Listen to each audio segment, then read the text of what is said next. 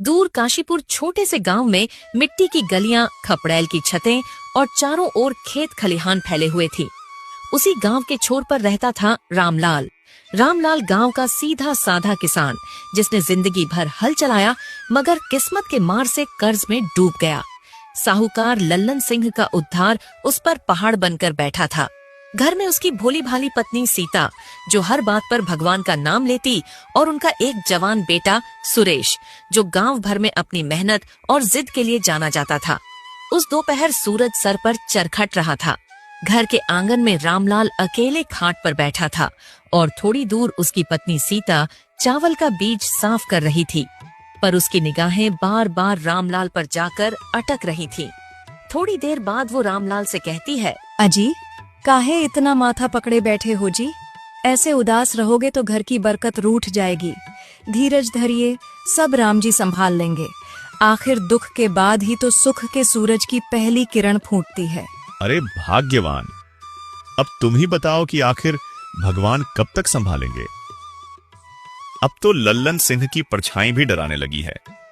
वो हर रोज आकर हमारा दरवाजा खटखटाता है और वही एक रट लगाता है, रुपया दे वरना खेत गिरवी रख दे। अगर ये जमीन चली गई सीता, तो हम जीते जी मर जाएंगे। अरे, हमारा सूरज प्रताप है ना, वो जवान खून है, दिन रात खेत में पसीना बहा रहा है। इस बार देखिएगा, मिट्टी सोना उगलेगी और खेती इतनी अच्छी होगी कि हम एक एक पाई चुकता कर देंगे। बस थोड़ा भरोसा रखिए। खेती से अगर कर्ज चुकता होता ना सीता, तो आज गांव का आधा किसान सड़क पर कटोरा लेकर भीख नहीं मांग रहा होता। ये मिट्टी वफादार तो है, पर नसीब बड़ा बेईमान निकला हमारा। तभी दूर से भारी जूतों की आहट सुनाई देती है। सफेद चमकता हुआ धोती कुर्ता पहने, चेहरे पर घमंड का नकाब ओढ़े और आंखों में गरीबों के लिए तिरस्कार लिए साहूकार लल्लन सिंह ठाकुर आता दिखाई देता है। अरे ओ रामलाल, कहाँ दुबक कर बैठा है रे तू? बिल में छिपे चूहे की तरह बाहर निकल, आज फैसला होकर रहेगा। लल्लन सिंह जी प्रणाम, आइए बैठिए जी। ये फालतू का प्रणाम छोड़ और मुद्दे की बात कर। मेरा रुपया कहाँ है? बहुत दिन हो गए तेरी ये मिन्नतें सुनते सुनते।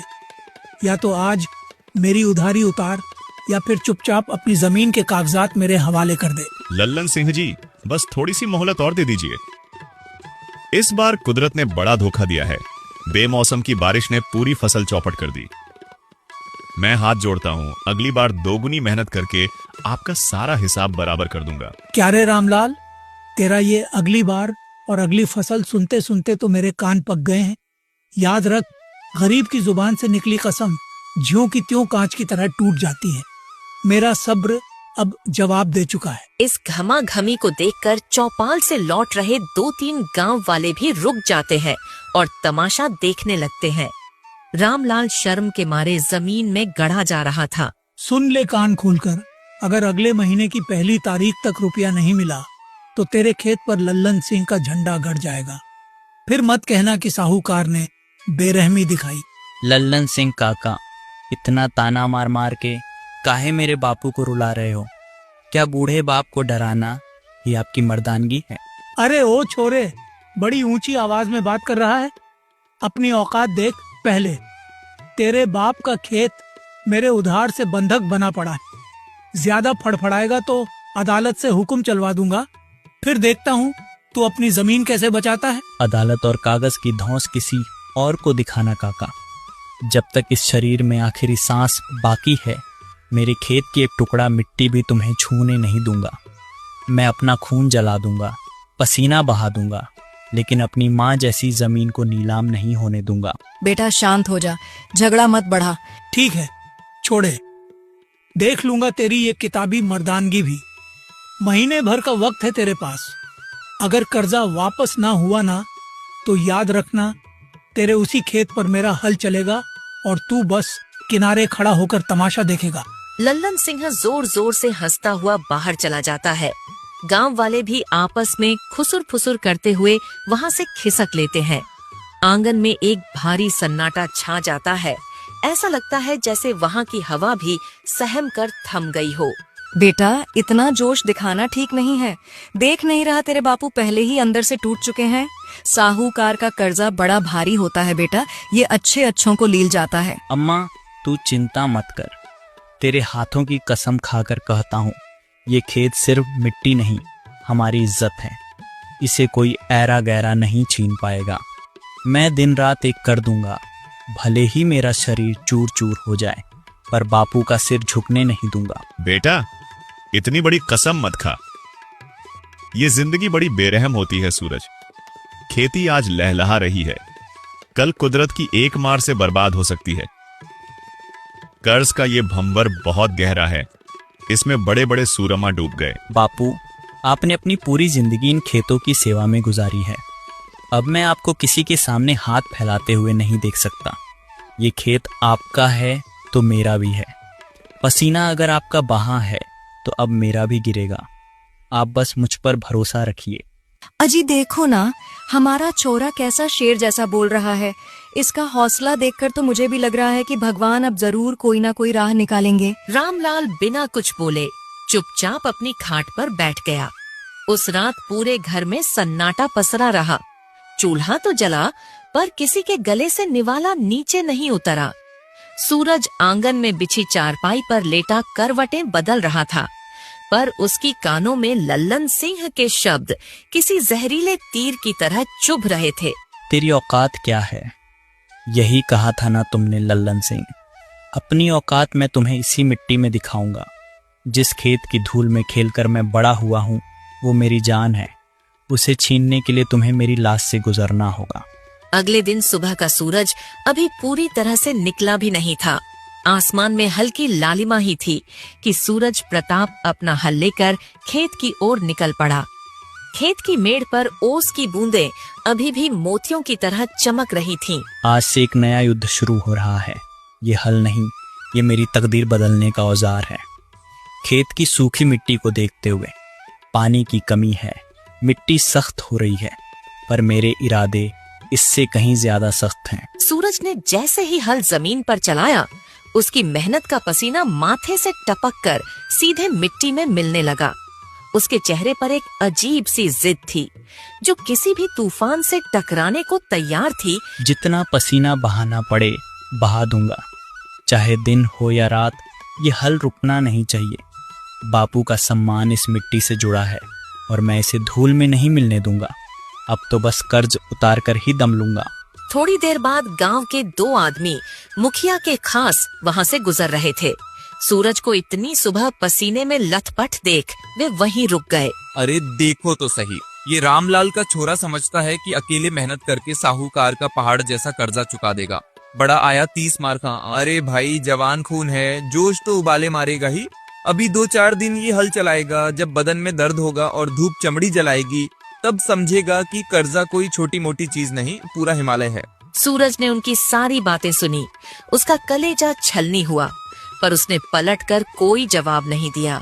उसकी आंखों में आंसू आ गए, पर उसने एक पल भी गवाए बिना उन आंसुओं को पसीने के साथ मिट्टी में मिला दिया। दोपहर होते होते सूरज आग बरसाने लगा था। मिट्टी इतनी तप रही थी कि नंगे पैर रखना मुश्किल था। बैल भी बुरी तरह हांफने लगे थे। सूरज ने काम रोका और बैलों को पास के तालाब की ओर ले गया। शाबाश मेरे शेरों, थोड़ा और दम लगा लो। तुम थक जाओगे तो मेरा क्या होगा? तालाब के किनारे बैठकर पानी पीते हुए, अरे सूरज, तू तो बिल्कुल पागल हो गया है क्या? सवेरे 4 बजे से खेत जोत रहा है। भाई, थोड़ा आराम कर ले, वरना धूप लग जाएगी और यहीं गिर जाएगा। राजू, अब आराम का वक्त गुजर चुका है। ये खेत ही हमारा सब कुछ है, हमारी सांस है। जब तक ये खेत सीना तान कर खड़ा रहेगा, मेरे बापू की इज्जत बची रहेगी। मैं चैन से कैसे बैठ सकता हूँ? तेरी जिद के आगे तो मैं हार मानता हूँ भाई, पर एक बात कान खोल कर सुन ले। वो लल्लन सिंह साहूकार बड़ा घाघ है। वो इतनी आसानी से पीछा नहीं छोड़ने वाला। बड़े बड़े रईस उसके बुने जाल में फंसकर तबाह हो गए। तू तो अभी बच्चा है। फंसे होंगे और लोग, पर ये सूरज प्रताप उस जाल को काट कर बाहर निकलेगा। देख लेना राजू, मेरी ये मेहनत और ये फसल ही मेरी ढाल बनेगी। मुझे किसी का डर नहीं है। शाम ढलते ढलते जब सूरज घर लौटा तो उसका पूरा शरीर मिट्टी और पसीने की परतों से ढका हुआ था। उसकी माँ सीता देवी दरवाजे पर ही खड़ी उसका बेसब्री से इंतजार कर रही थी। अरे बेटवा, तू तो पूरा का पूरा मिट्टी में मिल गया है रे। इतना कष्ट काहे उठा रहा है? कम से कम दोपहर को खाना खाने तो घर आ जाता।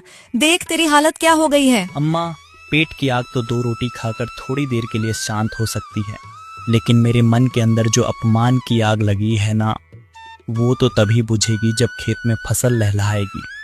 तब तक मुझे चैन की नींद नहीं आएगी। रुपया आपका है, मैं मना नहीं करता, लेकिन मेहनत मेरी है और ये खेत मेरा है। जब तक मैं इस धरती पर खड़ा हूँ, कोई भी ताकत इसे मुझसे छीन नहीं सकती। कैसे झेंगे? अम्मा, मुझे कुछ नहीं होगा, तू बस फिक्र मत कर। अगर मैं गिर भी पड़ा ना तो अपने खेत की मेड़ पर ही गिरूंगा, पर अब कदम पीछे नहीं हटाऊंगा। हार मानना मेरे खून में नहीं है। 2-3 दिन इसी तरह गुजर गए। गांव के लोग हर रोज सूरज को खेत में पागलों की तरह काम करते देखते। कुछ उस पर हंसते तो कुछ उसकी मेहनत देखकर तरस खाते। तभी एक दिन दोपहर में साहूकार लल्लन सिंह खुद पर आ धमका। अरे ओ सूरज, बड़ा जोर लगा रहा है रे तू। क्या तुझे सच में लगता है कि ये सूखी मिट्टी रातों रात सोना उगलने लगेगी और तू मेरा कर्जा चुका देगा? काका, मिट्टी तो मिट्टी ही रहती है, पर उसे सोना बनाने का हुनर इंसान के हाथ में होता है। आप अपने रुपयों की चिंता कीजिए, मेरी मेहनत की नहीं। बेटा, ब्याज का मीटर दिन रात भाग रहा है। याद रख, अगर फसल हो भी गई ना तो उसका आधा हिस्सा तो सीधे मेरे गोदाम में जाएगा। तू तो बस खाली हाथ मलते रह जाएगा। देख लूंगा छोरे, बड़ा मर्द बन रहा है ना।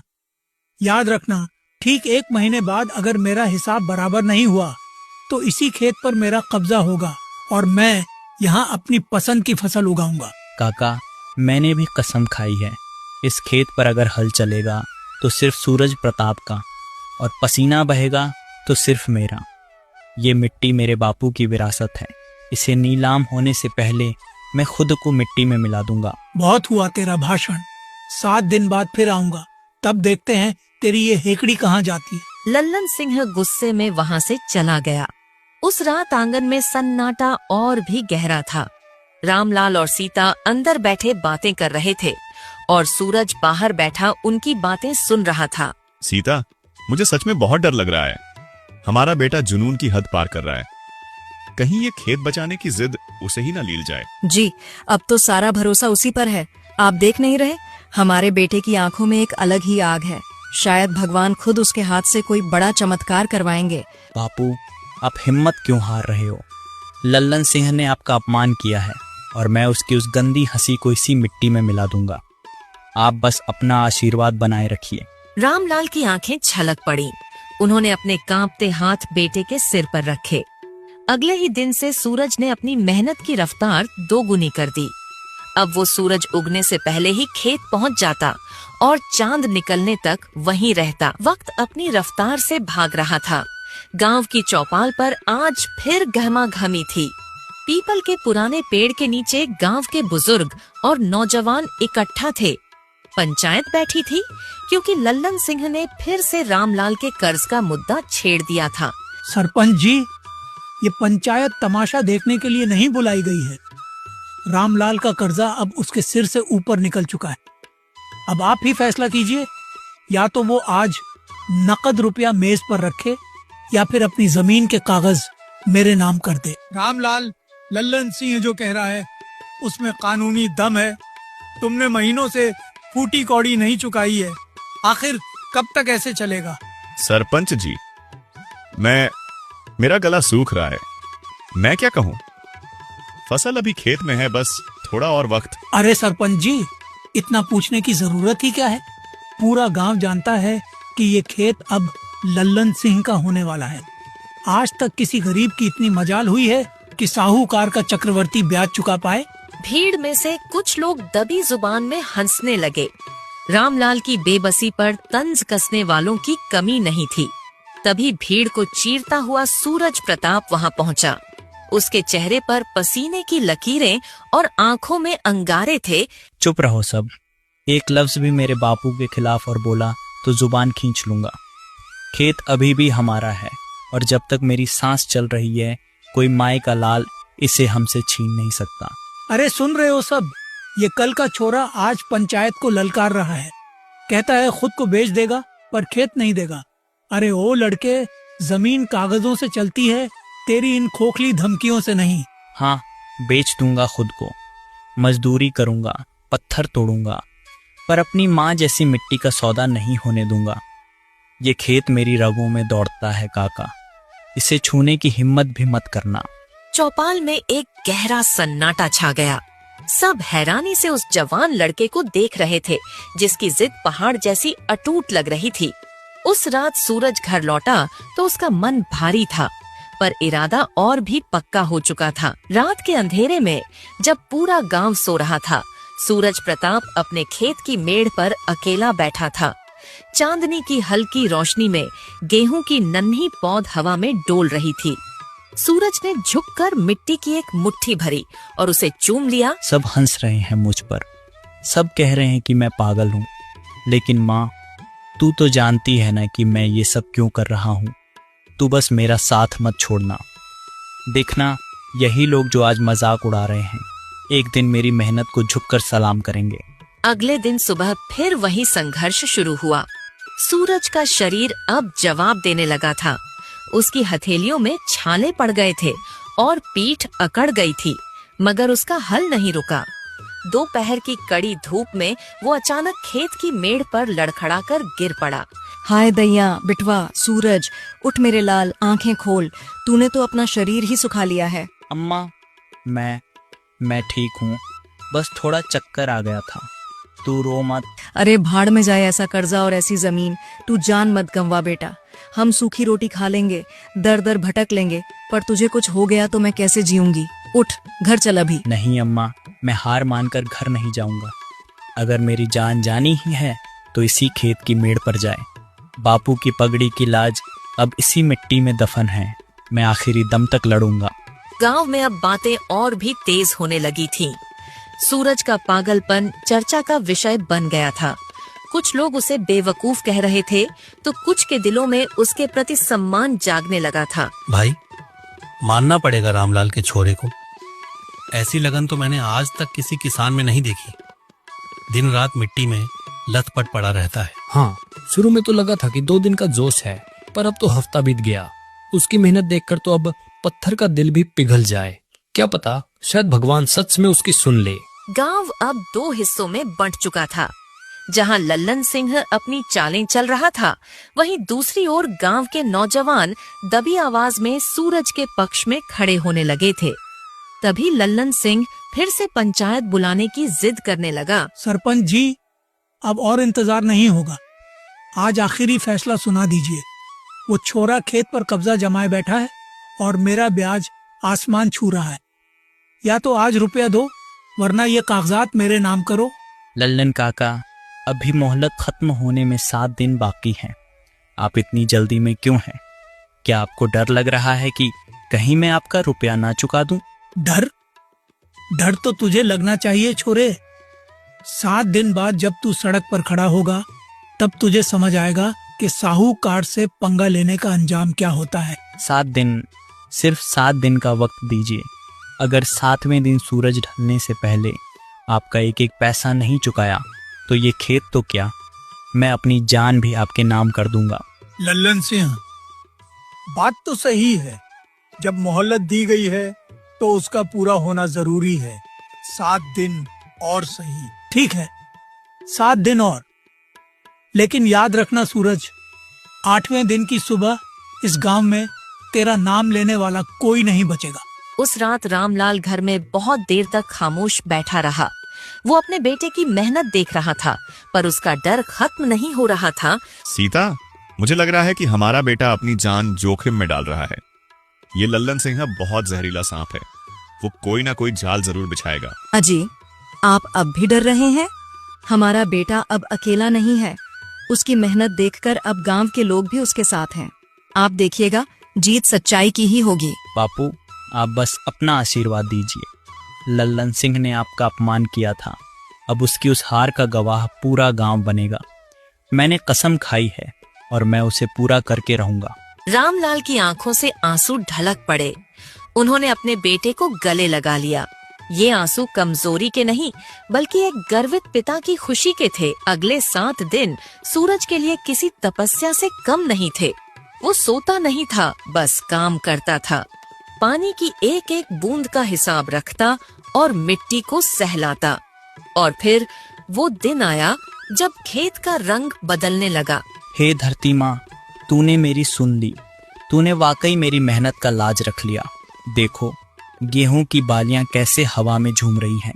अरे भाई सूरज, ये क्या चमत्कार है। तेरे खेत का गेहूं तो पूरे जिले में सबसे बेहतरीन लग रहा है। ऐसी बालियां तो मैंने आज तक नहीं देखी। ये चमत्कार नहीं राजू, ये मेरे खून पसीने का रंग है। जब इंसान अपनी पूरी आत्मा मिट्टी में झोंक देता है तो मिट्टी भी उसे खाली हाथ नहीं लौटाती। खेत की खबर पूरे गांव में आग की तरह फैल गई। लोग दूर दूर से सूरज का खेत देखने आने लगे।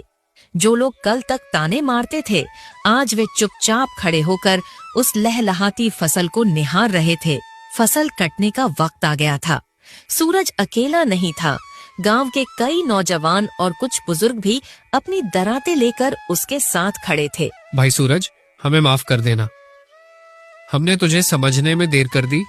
आज हम सब तेरे साथ हैं। बोल, कहां से कटाई शुरू करनी है? भाइयों, आप सबका शुक्रिया। आज ये फसल सिर्फ मेरी नहीं, इस पूरे गांव की मेहनत का प्रतीक है।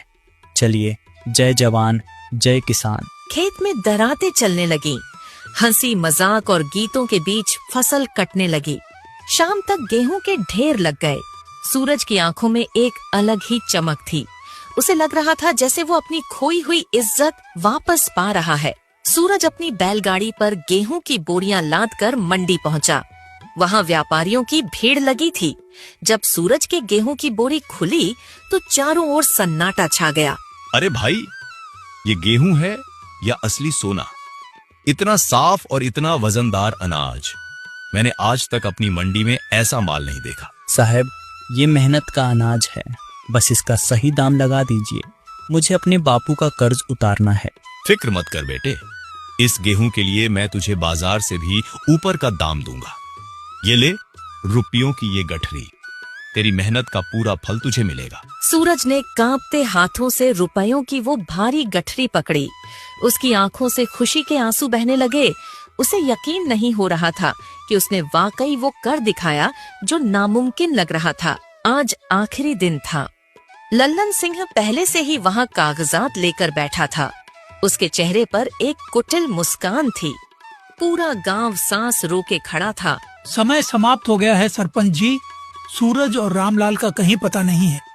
अब कानून के मुताबिक ये खेत मेरे नाम कर दीजिए। ठहरिए लल्लन सिंह जी, हम यही हैं। काका, ये रहा आपका पूरा रुपया, मूलधन भी और पाई पाई ब्याज भी। अब गिन लीजिए और मेरे खेत के कागजात मेरे बापू के चरणों में रख दीजिए। लल्लन सिंह का चेहरा एकदम सफेद पड़ गया। उसने कांपते हाथों से रुपयों की गठरी खोली। चारों ओर से गांव वालों की तालियों की गड़गड़ाहट गूंज उठी। वाह सूरज, तूने तो कमाल कर दिया बेटा। क्यों काका, अब तो खेत पर आपका झंडा नहीं गड़ेगा ना? ठीक है, कर्ज उतर गया। पर याद रखना रामलाल, हर बार किस्मत साथ नहीं देती। ये किस्मत नहीं काका, ये मेहनत है, और मेहनत कभी किसी की कर्जदार नहीं रहती। उस रात रामलाल के घर में उत्सव जैसा माहौल था। सीता देवी ने सबके लिए विशेष भोजन बनाया था। तीनों आंगन में साथ बैठे थे। बेटा, आज तूने सिर्फ खेत नहीं बचाया, तूने अपने बूढ़े बाप की गरिमा बचा ली। मुझे तुझ पर गर्व है। मैंने कहा था ना, भगवान राह जरूर निकालेंगे, पर राह पर चलने का हौसला तो हमारे सूरज ने ही दिखाया। बापू, ये खेत सिर्फ मिट्टी नहीं है, ये हमारी पहचान है। जब तक हम पसीना बहाना जानते हैं, तब तक कोई हमें झुका नहीं सकता। काशीपुर के उस छोटे से गांव में आज एक नई कहानी लिखी गई थी। एक ऐसी कहानी जिसने साबित कर दिया कि अगर इरादे फौलादी हों और मेहनत सच्ची, तो मिट्टी भी सोना उगल सकती है और बड़े से बड़ा अहंकार भी धूल में मिल सकता है।